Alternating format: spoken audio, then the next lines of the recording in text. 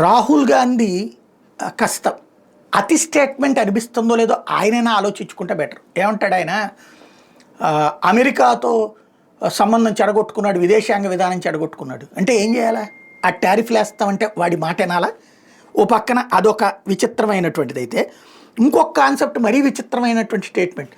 అదానీ తప్పించే, అదానీ కోసం ఇదంతా జరుగుతుందంట. అసలు అదానీకి ఏంటి సంబంధం, దీనికి ఏంటి సంబంధం? ఆయన నిద్రలేస్తే అదానీ కల్లోకి వస్తున్నాడు.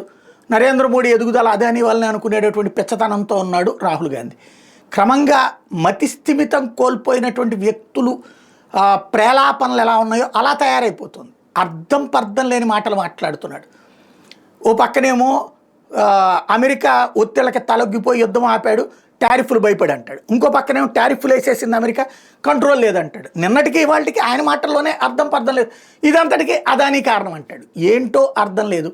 బట్ మన దేశపు అదృష్టం ఏంటంటే ఆయన కాబోయే ప్రధాని అభ్యర్థి. ఇట్లాంటి వాళ్ళని కూడా ప్రధానమంత్రిగా చేస్తే కనుక పాకిస్తాన్కి మనకి పెద్ద తేడా ఏముండదేమో.